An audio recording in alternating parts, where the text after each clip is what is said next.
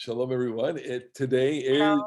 Wednesday, February 10th. We're talking about Parshat Mishpatim. This is Parshat Mishpatim, and very complicated Parsha, very, very complicated Parsha. Look, the bulk of the Parsha is what we call the Covenant Code, a series of laws that pertain to, as usual, all aspects of life in general. Um, but the end of the parsha is what I want to focus on today, and the end of the parsha is what I would call the covenant ceremony, or the ceremony of the ratification of the covenant. I want to go through this text very closely and ask what kind of echoes are in the text, what the significance of those echoes is, and what is, in general, the significance of a ratification ceremony. And as I make those questions, I pose those questions, you could be thinking of different examples of these, and I have a couple that I'll hold off for the end of the class. So with no further ado, I'm going to share the screen. The screen is as follows: covenant ceremonies. Okay, so here we go. This is the text. It's chapter 24, verses 1 to 20. And I shall read, and then what we're going to do is follow. We'll read very closely. So, Vel Moshe Amar, God said to Moses, "Come up to the Lord with Aaron, Nadav, and Avihu, and 70 elders of Israel, and bow low from afar. Moses alone shall come near the Lord, but the others shall not come near, nor shall the people come up with him." Moses went and repeated to the people all the commands of the Lord and all the rules, and all the people answered with one voice, saying, "All the things that the Lord has commanded, we will do." Moses then wrote down all the commands of the Lord. Early in the morning, he set up an altar at the foot of the mountain with 12 pillars for the 12 tribes of Israel. He designated some young men among the Israelites, and they offered burnt offerings and sacrificed bulls as offerings of well-being to the Lord. Moses took one part of the blood and put it in basins, and the other part of the blood he dashed against the altar. Then he took the record of the covenant and read it aloud to the people, and they said, "All that the Lord has spoken, we will faithfully do," which is a translation of Naaseh v'nishma. We'll talk about that. Moses took the blood and dashed it on the people and said, "This is the blood of the covenant that the Lord now makes with you concerning all these commands." Then Moses and Aaron, Nadav and Avihu, and the 70 elders of Israel ascended, and they saw the God of Israel. Under his feet there was the likeness of a pavement of sapphire, like the very sky for purity. Yet he did not raise his hand against the leaders of the Israelites. They beheld God, and they ate and drank. The Lord said to Moses, "Come up to me on the mountain and wait there, and I will give you the stone tablets with the teachings and commandments which I have inscribed to instruct them." And so Moses and his attendant Joshua arose. Moses ascended the mountain. To the elders he had said, "Wait here for us until we return to you. You have Aaron and Hur with you. Let anyone who has a legal matter approach them." When Moses ascended the mountain, the cloud covered the mountain. The presence of the Lord abode on Mount Sinai, and the cloud hid it for 6 days. On the seventh day, he called to Moses from the midst of the cloud. Now the presence of the Lord appeared in the sight of the Israelites as a consuming fire on the top of the mountain. Moses went inside the cloud and ascended the mountain, and Moses remained on the mountain 40 days and 40 nights. So we're not going to really deal with that second part, the 40 days and 40 nights part, the second going up in the mountain. What I want to deal with more closely is the whole issue of this covenant ceremony, the sprinkling of blood, the reading of the text, etc., etc. And so for that, we will go into the text clearly, and I mean, for the sake of time, of course, I can't. I would like to be able to present slides of this, visual slides. If I had a storyboard, it would make a good storyboard. I'll try my best to list out all the stages of this and propose my theory. So here it is. Vel Moshe Amar, he said to Moses, Ale el Adonai, you go up to God, Ata va'Aharon, Nadav avihu, v'shivi migzei Israel, v'ishtachavita merachok. So I have here, you were able to read already in the screen. What's the content of this instruction? Okay, he's saying the content is that the people is divided already into a kind of a hierarchy. There's Moshe, Aaron, Nadav, and Avihu, and the 70 elders. Moshe is the leader. There's no question that he is at the top of the hierarchy, but there is an apparatus, another echelon. Maybe it's a second in command, Aaron, Nadav, and Avihu, which are his family, and then the 70 elders. The 70 elders function as the leaders of the people, basically intermediary between the people and God. They are kind of, I called them in the past a Senate, a Congress, a kind of a representative body, albeit they're a representative body that is not elected. They've been appointed by Moses. So bow from afar. We don't know how far. Merachok. Okay. What do we even think about far? How do we even conceive of far?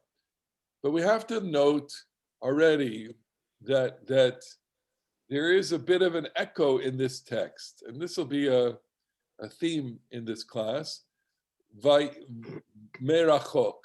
Okay, so where is the other connection to Rachok? It's Akedat Yitzchak, which is Genesis chapter 22. Bayom Ashlishi, Vayisav Avraham et einav vayar et hamakom merachok. Now, my proposition in making this connection is that the Bible, it's the premise really. The Bible never uses words accidentally. Every word in the Bible has an intention to it, and every word or words intentionally chosen are there to echo or to bring the ideas of other texts. There is what makes the reading of the Bible and the study of the Bible unique, as we've said in the past, is that it's a layered experience, or it's literally the first hypertext experience. Okay, a hypertext is I click on one thing and I get other sources, right? We are all familiar with that in the way that we use the computer now.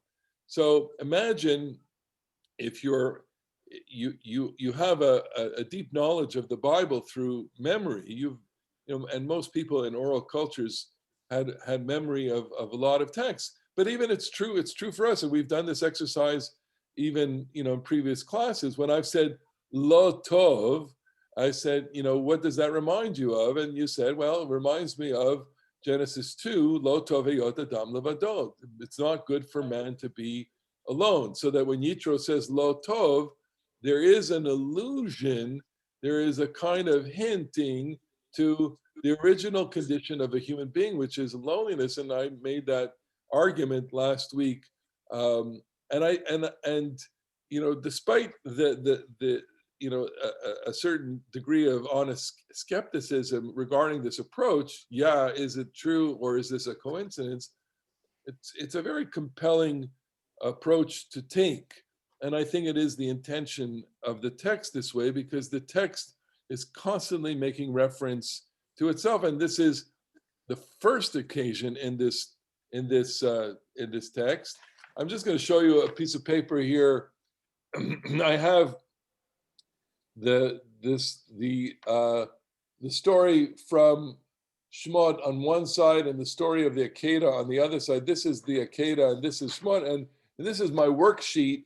And I'm not going to make you read it, obviously, but look at all the different ways that the text is connected. The text is connected in so many ways. I mean, it's a good exercise to do and to find that. And I didn't have time to really list all the different connections, although I have a comment at the end that does this.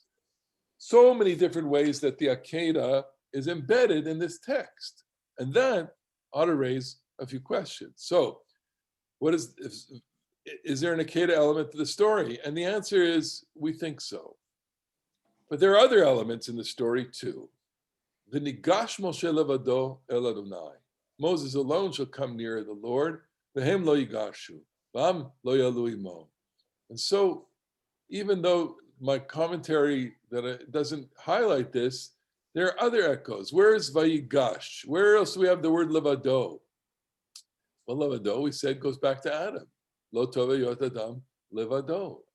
So Vayigash Moshe levado, and that I think that there is just a slight echo here of creation, that Moses to go by himself to the mountain signals to the reader, listener, that there's an element of a recreation of humanity here at the point of revelation. To me, that makes, theological sense. And there is also an element of wrestling here, because another place where levado occurs is the story of Jacob wrestling with the angel. Vayivater Yaakov levado. Jacob was alone. Vayavek ish imo, and he wrestled with a person adalot shachar.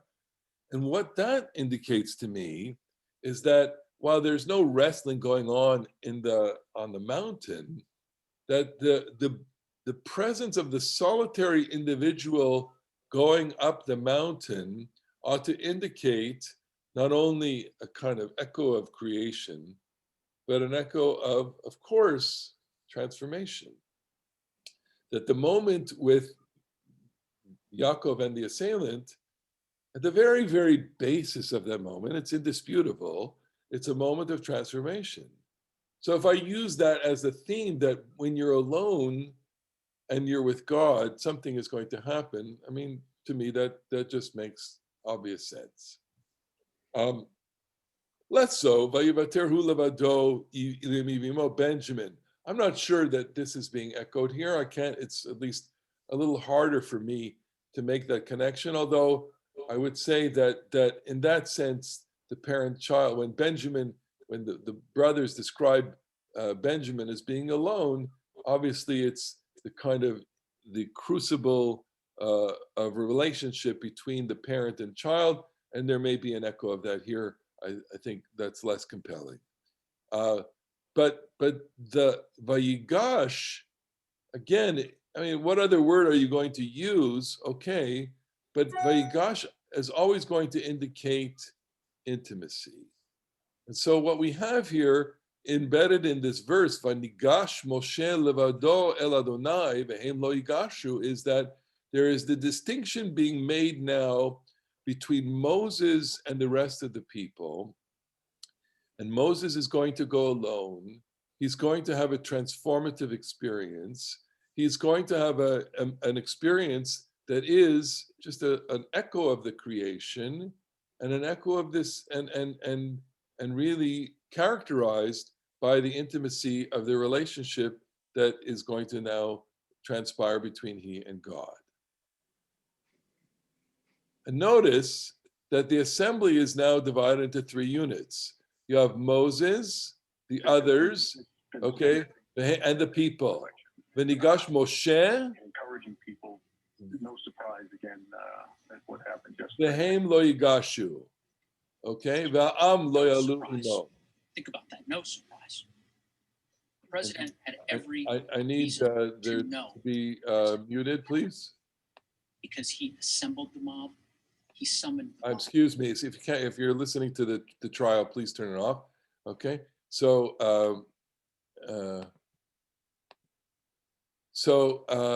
this is there are three parts to this. There's Moshe, there's the elders, and then there's the people, and that it corresponds to a three-part breakdown of what will later become the temple or the shrine or the Mishkan. You have the Holy of Holies, is where the singular interaction between God and one person takes place. the court, the zone which is only inhabited by the priests, which is parallel to the elders, and the zone of assembly, which is public. Okay, let's look at the next verse. Vayavo Moshe vayisaper la'am et kol divrei Adonai ve'et kol hamishpatim. Vayan kol ha'am kol echad vayomru kol hadvarim asher diber Adonai na'aseh. So I've broken it up. This is not necessarily biblical poetry, although we could break it up in poetical units, okay? But what's important here is just trying to really, I'm really trying to do a frame by frame analysis. Moses goes up, but Moses, we've seen that he already went up the mountain, Vayavo Moshe, and he's coming down. Vayisaper, he's making a declaration, or he's going to speak, and we're going to talk about this word Vayisaper in a second. Kol divrei Adonai, all the things that God has said, that kol mishpatim, and mishpatim are specific things that God says. Most mishpatim are statutes, the rules, right? All of chapter 21, which is the rules pertaining to the slaves and the objects, etc. And so he tells this to the people. Vayan kol ha'am kol echad. The people respond unanimously, in unison. Kol hadvarim asher diber Adonai na'aseh. They say this. Now notice, vayisaper la'am. I didn't make this. I don't have this on the sheet, but I want you to make a mental note of how he speaks here and how he will speak later. And the people answer. So there is a ceremonial activity going on here where there is recitation and response. The recitation is the content, the response is naaseh. How they said it, are they scripted, or do they do it spontaneously? I think that that's a great interpretive question, and all sorts of possibilities for imagining this are possible. The bottom line is they say this one word, naaseh. And you'll see, of course, and you know this, that naaseh figures prominently in the next response that occurs at the climax of the text, which is naaseh v'nishma. So I'm offering the fact that, or this possibility, that there had to be a time delay between Moses going by himself to the mountain and then coming back and repeating the words. So if we go back to the previous verse, Moses goes alone. Moses shall go alone, but the others shall not come near, nor shall the people come with him. Okay, so then he must have gone up, and then he goes back to the people. So there's a bit of a delay, and he tells them everything, and so there is the oral recitation of the content of the covenant, and then they answer kol echad, and I like the kol ha'am kol echad. These are different letters, but the same consonantal sound. What does vayisaper mean, and why the word vayisaper over here? Vayisaper echoes the telling of stories. You use that word when you relate a narrative. Eliezer tells a story to Bethuel. The word is used in all of these contexts. Jacob tells a story to Lavan. Joseph tells his dream to the brother. The butler tells a story to Joseph. Pharaoh vayisaper to his dreams to Joseph. Moses tells Yitro everything that happened in Egypt. Vayisaper lo, right? Everything that happened. So vayisaper is narrative.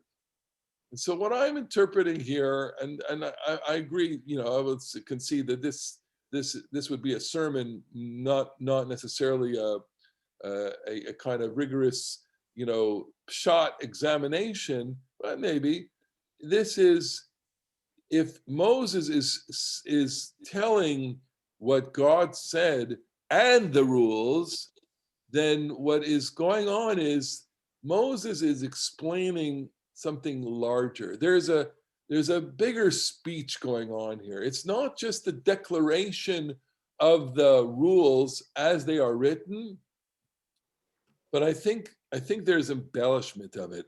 I would put here, if it were up to me, this is the place where interpretation begins. Right? Maimonides is very, very, in the introduction to his code of law, says that written text has to coexist with oral text. Anytime a text is promulgated, there has to be a way of interpreting the text. That's just an obvious statement, because we have to understand what a text is saying, especially with regard to legal text. This is true, as we know, in the Constitution, right? So now we are engaged in a constitutional exercise, and there are those who are arguing that the exercise itself is unconstitutional. Where is it written? Well, the Constitution says such and such, but how you interpret the Constitution is not written in the Constitution. And the same is true with the Torah. The Torah says that if you own a Hebrew slave, but it doesn't explain to you, what the consequence, that's, in this Parsha, it doesn't explain to you, how one acquired it, etc. The Ten Commandments say, Shamor et Yom HaShabbat lekodsho, keep the Sabbath, but it never explains in the text itself, well, what do you have to do? Does that mean you are not allowed to winnow, thresh, grind, bake, etc.? Where do we get those laws? And of course, we get those laws through the interpretation of these texts. That is what we call Torah Sheba'al Peh. So I am saying here that it is possible, by Yisaper La'am et Kol Divrei Hashem, this is not necessarily the actual words, this is the intent of the words, okay? It's narrative. Again, do we have an echo of the Akedah?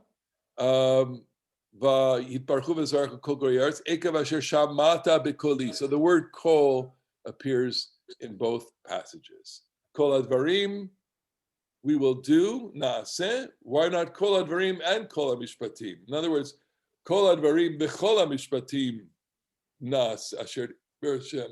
Or they're pointing to the idea that they also behave according to the mission.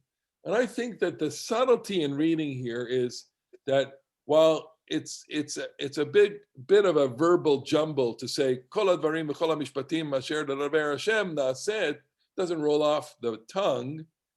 The implication of saying kol advarim is the totality of everything. We'll do everything.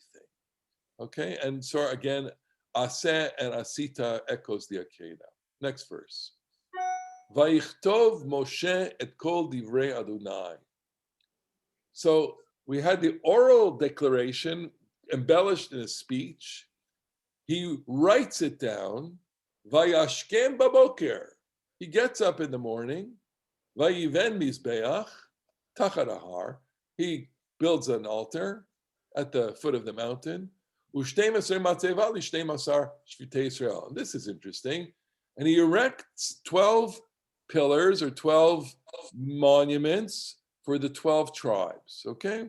So immediately, if your ear is attuned to the biblical text, I've been saying so far in 4 verses that you have some connections with the Akedah. And here again is another connection with the Akedah, Vayashkem Aboker, because here it is. When did he write down? I'm sorry. When did he write down? He must have spoken the words, then written them down in the evening. Then he got up early, like Abraham, like Jacob, 2 people who get up early in the morning to do something that God wants them to do. He builds an altar, like Abraham at the Akedah, at the foot of a mountain, unlike Abraham, who was on the mountain when he built the altar. Okay? What are the 12 pillars? Is this an echo of Bethel? Here is the text from Bethel. Vayashkem Yaakov baboker, again, getting up in the morning. Vayikach Evan, there's one Evan, one stone, but there is an ancient tradition that Jacob took 12 stones and they fused into one stone. Asher Samer Ashotav Vayasem Oto Matzeva, he made it into a monument. Vayitzok shemen al rosha, and he daubs the oil on it, he designates it, and this is, I think, an echo here of what Moses is going to do with these markers. Vayishkem baboker, again, the echo. So back to this text. Vayichtov Moshe, he writes them, he gets up in the morning, he built the altar, he erects 12 pillars. So he's a busy guy. He gets up at 4 o'clock in the morning to do this. It's a big day that day. Then he designates some young men by Yishlach et Narei B'nai Yisrael. So there are some Narim there. By Alu Olot, he offers burnt offerings. They offer burnt offerings. Vayizbechu Zvachim Shlamim, and offerings of will Ladonai Parim. So who are these youths and what are they doing there? Don't forget that we have the elders are off to the side and that there is not yet a priestly echelon in the people. So Onkelos, the early translator of the Torah, he translates this as Buchrei B'nai Yisrael, it's Aramaic, the firstborn. And the firstborn prior to the priestly class functions as the priest. So the firstborn males are doing this, he is saying, and that's possibly what is going on here. But it's also to make a deliberate connection to the Akedah, which is Na'arei B'nai Yisrael. There are Na'arim involved in the Akedah as well. And, you know, I'm so tempted to give this kind of sermonic, appeal here. What's the presence of the Na'arim? Okay, and here I'm thinking of so many conversations I've had at committee meetings. Marlene, you always say, where are we going to get the youth? How are we going to get the youth? And so what is so fascinating here is if you read it at face value, Na'arim here, the Na'arim are the presence of youth at the covenantal ceremony. So I'm going to stop for a second and try and get your reactions from this, which is to say that what makes this text, first of all, you sense the antiquity of this. It's, I don't want to say primitive nature, but blood, of course, makes it all real and very graphic. But you sense in this moment, at least me as a person, teaching now, say that this formative covenantal ceremony has to have a youth department. It has to have a youth component. And we would say that the necessity of including the youth here is to make sure that the content can be transmitted to the next generation. Can I get anybody's reaction to that? Go ahead, Susie. Making the connection between this and the Akedah. So does the Akedah then have some element of covenant, do you think? It does. It absolutely does. And we'll hold on to that. I almost feel it's almost like eerie, to make these two connections. But it's compelling in the sense that it's on the echo level. It's almost like saying, if you're a physicist and you got your telescope to the heavens, a radio tells you, you're going to hear echoes of the Big Bang. It's always present, and to Jews who are somewhat connected to the narrative, the Akedah exerts a Big Bang-like presence in the theology of the Jewish people. I can't make a stronger analogy. It's always there. It's always there. And so therefore, at the covenantal moment, at the peak moment, well, Abraham's there, Jacob's there, Isaac may not be there, but that doesn't matter. Echo, Joseph is there, whatever. Marlene, you had your hand up. Unmute. It seems that the Akedah is a personal covenant. It isn't with the people. There weren't the 70 elders. There wasn't a band of people who were hearing it or participating in it. And the reverberations afterward may only be the shofar. You're absolutely right. Look, there, I would expect us to, this is like an essay, like a graduate level essay to write, which is place the Akedah in the Har Sinai moment and argue, for or against that as an influencing factor, compare and contrast the two. I mean, that's a seminar paper for a graduate class, okay? And so what I'm pointing to is the elements here that are touching this, and that's how the Bible works. Go ahead. Now, you got to follow up there, Molly. Well, and because then Moses comes down and he writes down 4 books worth of what he understood. He didn't write down what he didn't say yet. I know they're keeping kosher even though they didn't know it, but can he write what he was going to say as if he All said? right. So on that question, we're going to have to just kind of table that because But even the there was nothing written down. tradition, It's only a memory from who? From the son? sure.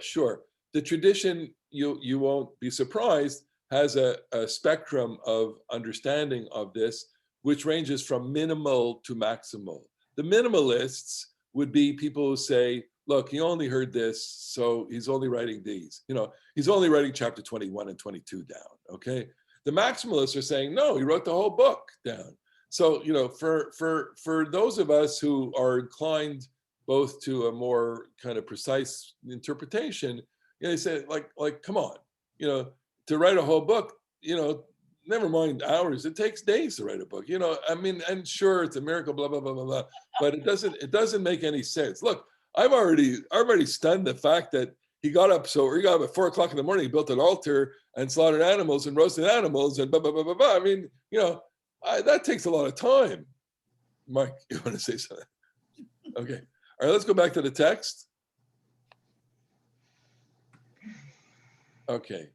So we've gotten youth evolved and the Olot and Zvachim. What's so fascinating here is that we just, last week we had this recounting of Yitro celebrating with Moshe, and he celebrated by Moshe Ola Uzvachim, one single burnt offering and many, sheep, I guess, and the people feast with him, Aaron and Ziknei Yisrael. So, these two texts are quite similar, and what it means is that these two occasions are feastal occasions, okay? I'm saying Yitro probably sacrificed sheep because he was a shepherd, but here they went for the bulls because the bull is a much more profound animal. Don't ask me where they got the bulls. Okay. So then, this is the bloody part. Vaikach Moshe chatzi hadam vayasem ba'aganot v'chatzi hadam zarak al mizbeach. So he slaughters, or they slaughter, the animals are slaughtered, and they're performing a priestly rite here by collecting the blood, okay? And half of the blood is going into basins, and half of the blood is going onto the altar. So what's this meaning, all right? Here's where we get really, really deep into the thicket of things. Blood functions as an index. The word index, I learned, is we have the index finger. Why do we call it the index finger? The index finger, I didn't realize that to index is also a verb, right? Of course, we know to index is a verb. Okay, so it's a designator, it's a pointer. So the blood functions here as a designating indicator, indexing a substance to designate the altar, and later, of course, it's going to designate the people. I want to read you this text here. An indexical sign is in dynamical, including spatial connection, both with the individual object on the one hand, and with the senses or memory of the person for whom it serves as a sign on the other hand. That's a complicated way of saying that once you put something, you have a connection with it, okay? So he goes on to, while discussing example of indices, Peirce, who's the philosopher of this, provides perhaps his simplest definition of an index. A rap on the door is an index. Anything which focuses the attention is an index. Anything which startles us is an index, insofar as it marks the junction between two portions of experience. So what you have here is a knocking. What you have here is literally it's putting a post-it note. It's putting a label. It's doing an act that says, without having to explain it, I am marking this spot. I am designated in relationship. And of course, it's not only the blood, but we saw, I think, the pouring of oil on the monument, the matzeva, was a way of designating it and saying, I have a relationship with that. And that's what's going on here. What is Moses pointing to? It is not only sanctifying the altar or consecrating it, but designating it as part of the means of the relationship between God and the people. That's what's going on here. Then he took the record of the covenant by Kach Sefer Habrit. And I didn't put this in the commentary, but Sefer, we have a modern understanding of the word Sefer, which is a very narrow understanding. Sefer is we think of Sefer as a book, right? So here's a book, right? I'm holding up a book, and that's a Sefer. But a Sefer is also a document. A Sefer is a scroll. There is no better text that illustrates this than what we're going to read in a few weeks, in 2 weeks, Megillat Esther, which is Vayikach Sfarim. They didn't take bound books. They took letters. They took little, scrolls. They took documents to the different satraps and different regions of the country. So many places in the book of Esther where we have a recounting of different texts. You would even say Sefer above. I'm sorry? He used Lissaper above. Yes. I wouldn't make it a strong connection, although it's, of course, it's a connection. Okay. The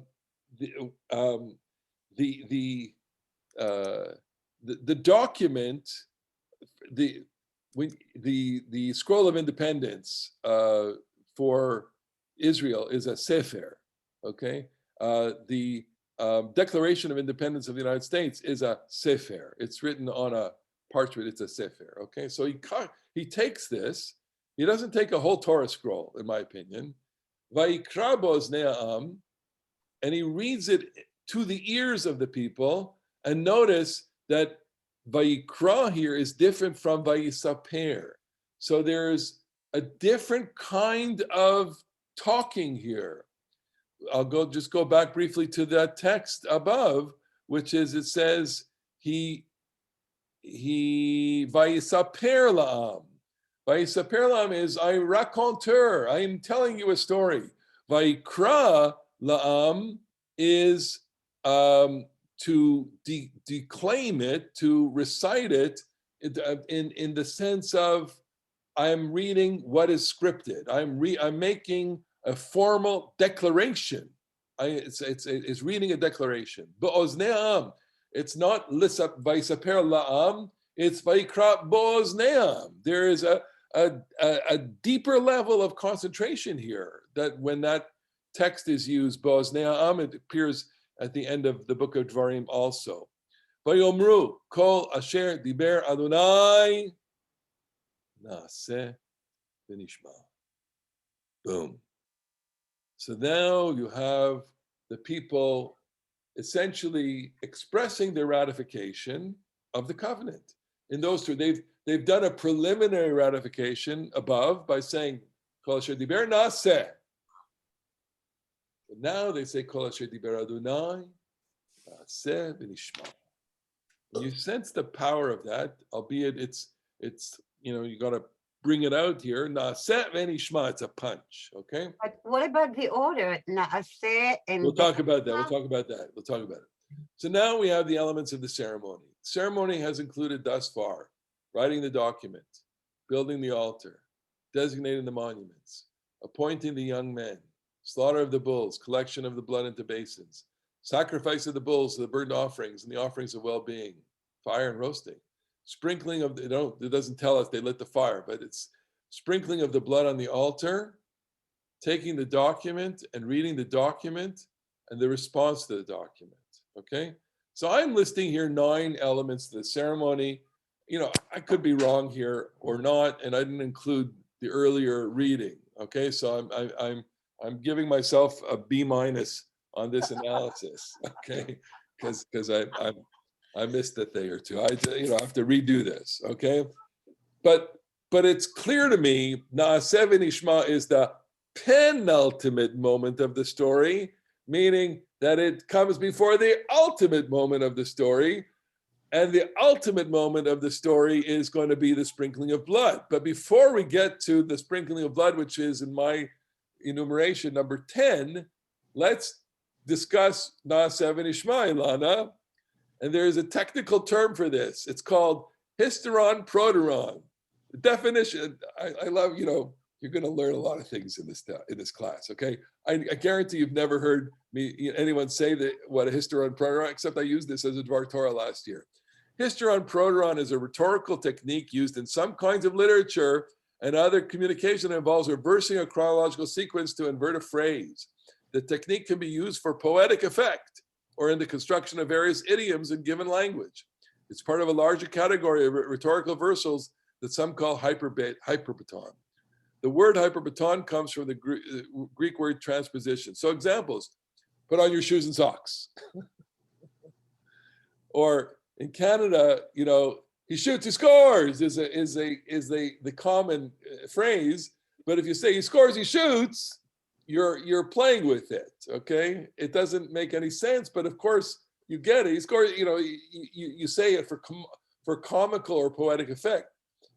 My mother is on this Zoom. She always said, "Wash your face and hands and teeth." Okay, so unless that's the order in which you do that. Some people brush their teeth, then wash. I don't know.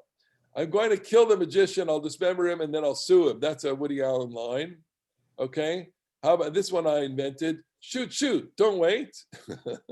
Right? So you get the point here, which is that it's wait, don't shoot. Okay? And I'm not sure that this last one is hysteron proteron. They don't care what you know, they want to know what you care, or that you care. That the inversion of terms in a sentence, this is a very common rhetorical device. Okay, the point is that if you say that what we have here is a rhetorical device, it's done to elicit a response, elicit we have books of interpretation on these two words. I could do an entire set of classes on the midrashim that are, and you'll hear us, we'll probably talk about this in the Parasha podcast this week. The quantity of material midrashim on Na'aseh v'nishma is quite immense for one reason. It reflects in the traditional interpretation, it reflects willingness. Na'aseh v'nishma, na'aseh ma shediber, v'gam nishma ma sheyitzavenu od, mikan u'le'aba u'nikayem. Which is Rashbam, a commentary. He says, Na'aseh v'nishma, we will do and we will hear. We will do ma shediber. We will do that which has been told to us. V'gam nishma, and we look forward to listening what he will yet command us from now until and forever, and we will observe it. Okay, that's what you're referring to, I guess, Ilana. Correct? Back to you. Okay, not there. All right. So we have to. Okay. Back to this. Here we go. The ultimate moment. Moses took the blood. Vayikach Moshe et Adam. Vayizrok al ha'am. Now it's very hard to visualize this. He's sitting with a bucket of blood. He dashed it on the people, or he takes something, an instrument to sprinkle it. Who knows? Vayomer. Hine dam mabrit asher karat Adonai machem al kol advarim ha'eleh. This is the blood of the covenant that God has made with you for all these things, or all these things. And so the final ultimate moment is a tactile blood moment. It's a symbolic, indexing, iconic moment where the people, if we use the idea of blood as an indexing substance, the blood has now designated the relationship between God and the people. So it doesn't function beyond that role. It is the ultimate designating substance, blood. For the sake of time, I'm going to go on. And so, What about the girls? I'm sorry, What about the girls? the girls. The girls Yeah, are in we've there. got Dom, we've got blood, we've got the consecration, the people are going to get it. What happened to the mothers and the girls? Okay, so I know, no, I mean, the it's true. text is representative. It's certainly gendered here. The experience is a gendered experience. Is the female population represented by the So I'm going to say, well, yes. Go back to it. Covenant. All right. So Vayizrok ala the is the people. People is male and female. Okay. That's what's on the that of course is an interpretation here. I don't suspect that they depending on what kind of presumptions you're making, did they have a mechitza there? I mean, of course, these are all anachronisms. What about a bris?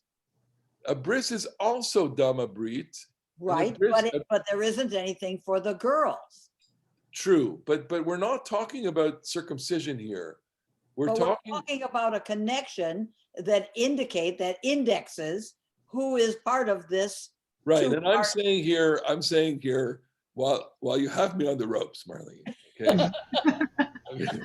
While you have me on the ropes, I'm saying Vayizrok ala ha'am is male and female. Okay?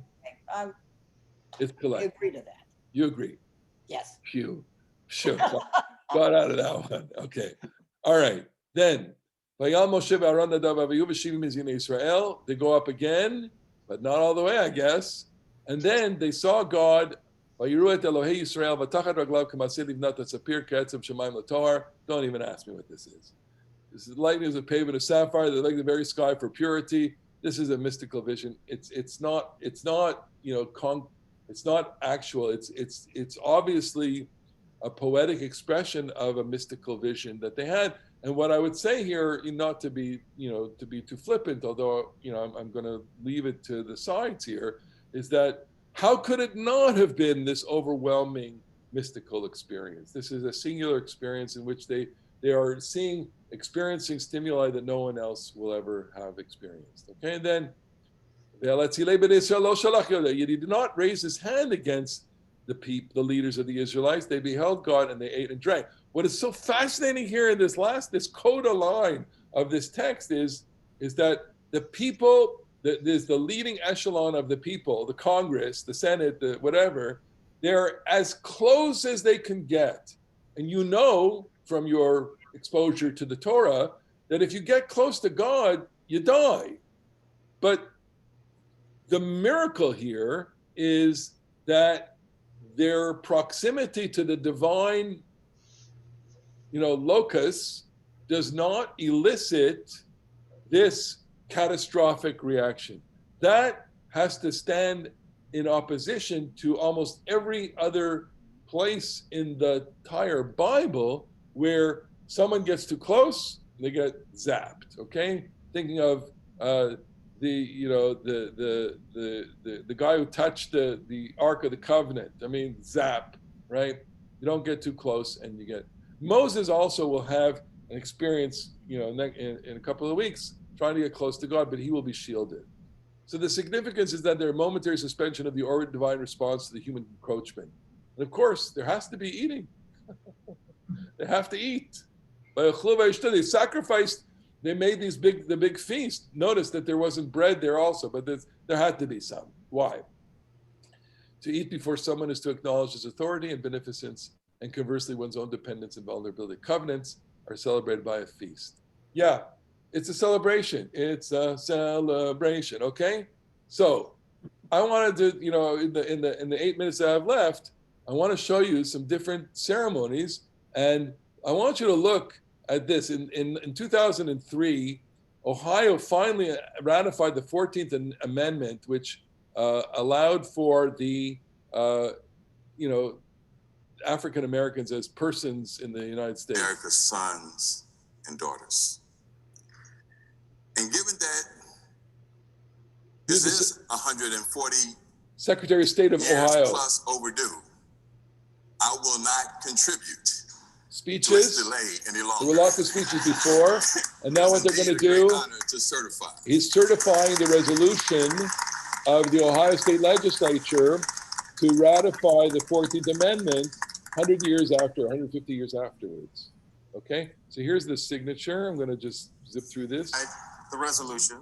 The Secretary of State is now directed to deliver the resolution to the Chief Officer of the State of Ohio. Ladies and gentlemen, I present to you Governor Bob Taft. Okay, so he read a text and he dedicated that. Now he's giving it to the leader of the state, and the leader is going to say some words. Speeches. And Dr. Martin Burr of their side. Okay, and I'll now ask you to stand as this is the official transmittal and the last and final act. Yashir Getting Moshe. Ohio Exactly, officially on record in exactly. support of the 14th Amendment.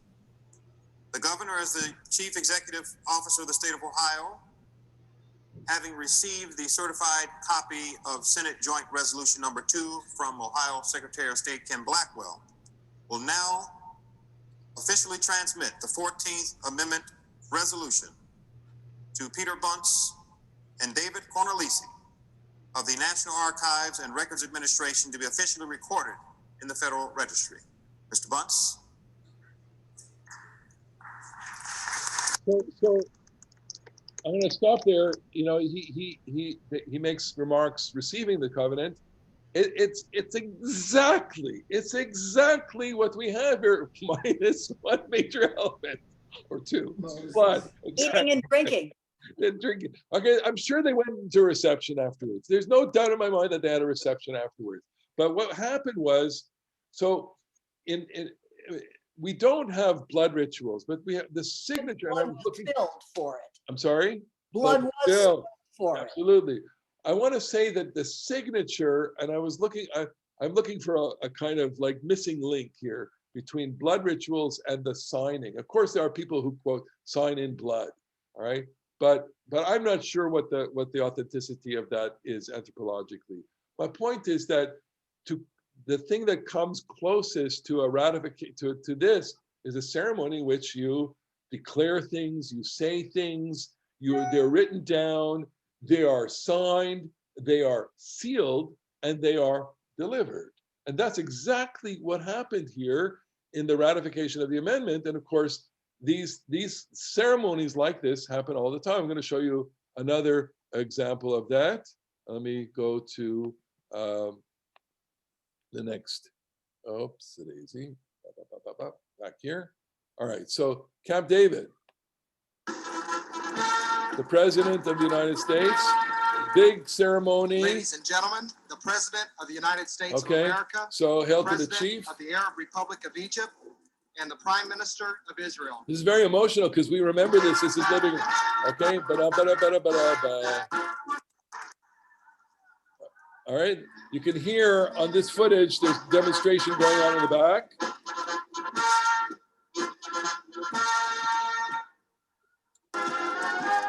Anthems. Okay. Okay. And then they sit down. She says,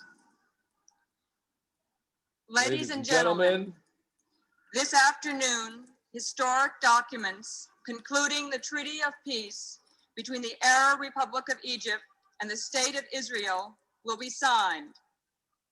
First, President Sadat and Prime Minister Begin will sign, and President Carter will witness the agreed minutes recording understandings between the parties regarding certain provisions of the peace treaty. okay, so it's emotional just to even watch this over again. and they're signing the documents. This is the ceremonial signing, and Carter is witnessing it, and it takes a few minutes to sign it. And then they have, here's the great moment. The three of us. This is the iconic photograph. This is the moment that's emblazoned in the Jewish consciousness now. This is historic, okay? And it was ceremonial, okay? And now they speak. Carter speaks. Sadat speaks, and they don't have Begin here, okay? So you have that. This is a tremendous example. I want to show you this one here, okay? This is this ceremony, okay? They read a covenant, this little college. Of scholarship, respect, and integrity. And they sing, they have a song, they sing the anthem of the college. And they sing. To the three tenets of scholarship, respect, and integrity. Covenant. I would now like to invite you all to step forward, sign the covenant, and then come up and touch the covenant stone. Bingo, a Afterwards, you are ritual. dismissed, and welcome to the Maryville College community. And a ritual covenant. There they are. They're touching the covenant stone. They're touching the stone. You don't get much more covenantal than that. It's unbelievable. Okay, that's unbelievable. When the 19th Amendment was ratified 100 years ago, that's women's suffrage. They rang the justice bell. Okay, so a few years ago, when they commemorated the 100th anniversary, the First Lady of Pennsylvania rang the justice bell to commemorate that, and that's at moment 409 here. Okay. She's got the clapper. Okay, it's this bell, which is an exact replica of the Liberty Bell. Boom. Okay, so that's a symbolic moment of boom, ratifying the 19th Amendment, which gave women suffrage, and they're well wearing white. They're celebrating the anniversary of suffrage. Okay, all right, and then I want to show you this text here, which is the celebration of the ratification of the American Constitution. And that is on this page here. Can you see this? Can you see this page in honor of the Constitution, the federal Constitution? This is a description. You see that? Yeah. No. Okay, I'm going to just stop the screen for a second and reshare. All right, so here, this was in the New York Daily Advertiser on the 2nd of August, 1788, the day they celebrated in New York City the ratification of the Constitution, okay? It was postponed because of Shivas Arba Tammuz. We recall that in a class, in my other class, all right? At 10 o'clock, 13 guns were fired from the federal ship Hamilton, being the signal for the procession. There's horsemen and trumpets and a company of Altair 4 in the 1st Division. So it's a parade, okay? And there are flags. I skipped a lot of things. And there's songs and things. And it's a huge recounting of what must have been an amazing event. Groups of merchants and traders and axemen and blah, blah, blah, physicians, strangers and gentlemen, etc. 5,000 people celebrating the Constitution. And we have a banquet pavilion, and then the banquet, the taste and genius of Major L'Enfant, and to whom the city is indebted for the design and execution, appeared in the present instance to have derived additional brilliancy from the dignity of the object on which it was employed. Dinner being ended, the following toasts were drank: to the United States, to the states which have ratified the new Constitution, L'chaim, the Convention of New York, to Washington, to the Magic Christian. So they made 13 L'chaims here. They made all these different toasts, okay? And then they adjourned. But was most excited surprise in persons unacquainted with the character of the American yeomanry was to see a numberless multitude in view of the tempting collation, not only adhering to every rule of decorum, unawed by a single bayonet or a spontoon, but though under the influence of public passions verging to enthusiasm, peaceably at an early hour, retiring without a single instance of rudeness or intemperance. They did it peacefully. No fights broke out. Sorry we missed it. Yeah, I'm sorry. To conclude this account of a transaction which will long be remembered and which reflects infinite honor upon the mild genius of our governments and the inhabitants of the city, instead of the trophies of war and of captives in chains, which grace the triumphs of antiquity, we were beheld the plow, the ship, and all the implements of useful arts. The wreath of martial glory was exchanged for the garland of peace. And instead of the painful sensations which in a humane and liberal mind would be excited by the triumphal entry of a conqueror, reeking from the blood and slaughter of thousands of his fellow men, the hearts of all spectators anticipated with rapture the return of concord, of public and private justice, of individual happiness and national glory. The constant attendance of a wise, free, and efficient system of government makes you want to weep.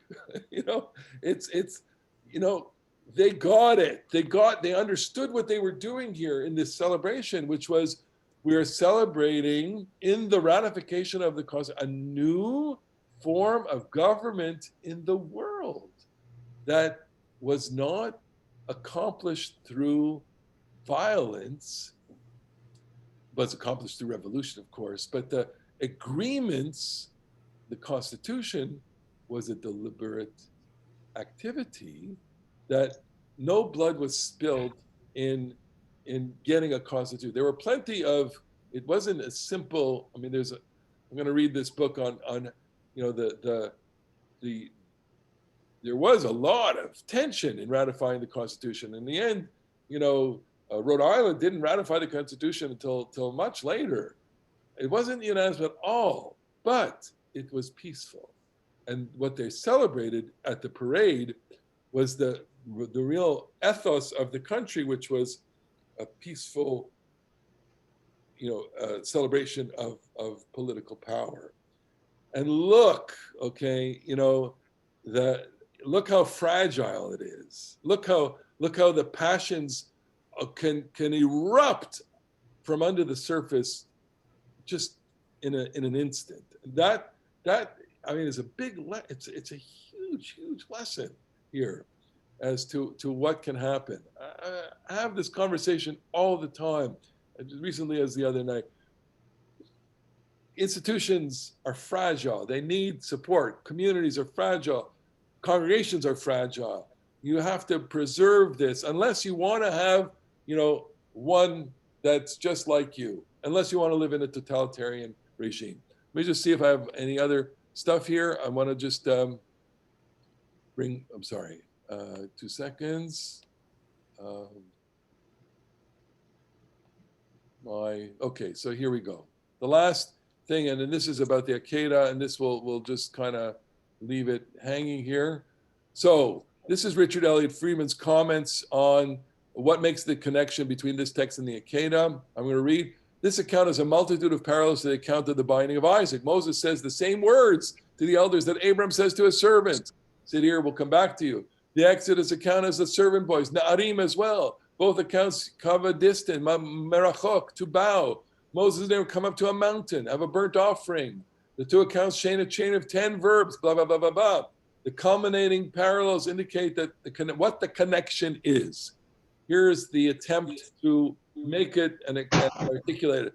Abram is rewarded at the end because you did this thing, and the people in Exodus promise that we'll do all these things. Abram is rewarded because you listened to my voice, and Exodus reports that they said with one voice, and they say, we'll listen. So this is a reminder that the merit of Abraham remains the basis on which all of this now happens. This is a fulfillment of promises made following Abraham's act of extraordinary obedience. And 3, Abraham's obedience is an example for the people to emulate. The contrast is striking as well.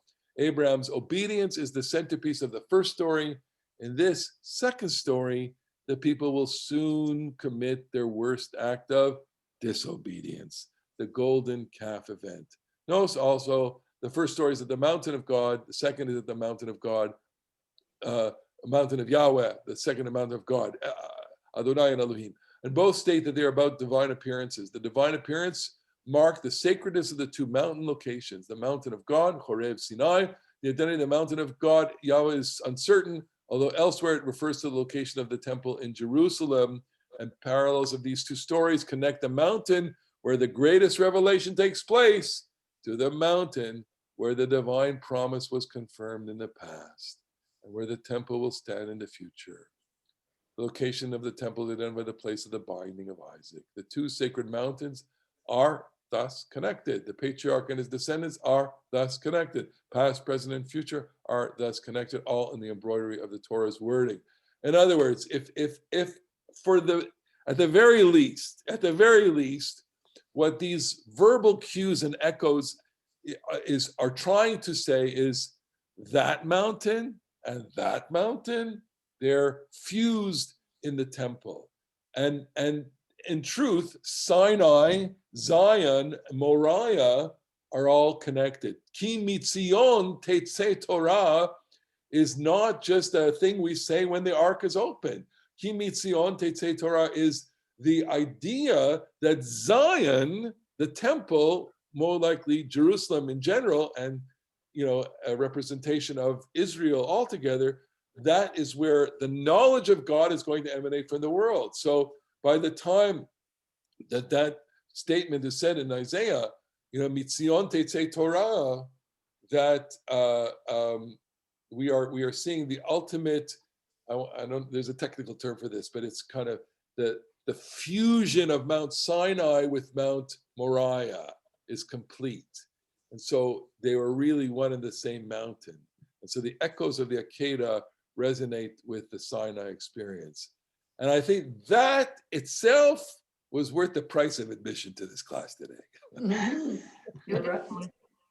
All right. Any other reactions? Marilyn, go ahead. No, I just want to say, getting back to the ceremonial stuff, when we welcome a new Torah, we have many of those steps. What is so observant here in that observation is that the taking of the Torah, or the Haknasat Sefer Torah, which is when you get into Torah, they have those steps exactly. Yes, without the blood though. Yeah, no blood. But you have a kiddush, right? Yeah, Bob, food. And food. Bob, go ahead. With regard to the blood and Marlene's comment about circumcision, I'm just wondering if there aren't echoes of circumcision throughout all of this, including the circumcision of the people there. And what role did Zipporah play in terms of having circumcised Moshe and others? So maybe she was a role model for what came later. Okay, so it's a huge question. So while circumcision is not referenced here, we can do the same exercise, which is the echo of that is present, because there's a blood of a covenant, and certainly later Judaism, sees circumcision as covenantal blood. Okay, when Zipporah circumcises, I guess it's her son, and puts the blood on Moses, it's very enigmatic, that text.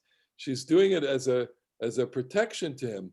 In some way, look, blood is the ultimate multivocal symbol, which is, I said here, I took a minimalist tack here, which is saying it's only here to designate things. There are plenty of scholars who are going to say, look, blood is life. The scholar that I quoted, Wilder's, he is of a school of thought which is, that while Leviticus chapter 17, I believe, says, makes the equation of blood is life, putting that under the microscope, you see that it's tacked on. It's not exactly the driving idea for the rest of the biblical text. However, it certainly works. Blood is a purifier. Blood is a detergent. It's a cleanser for impurity. But blood is also covenantal blood, a symbol of something that is designating you and me.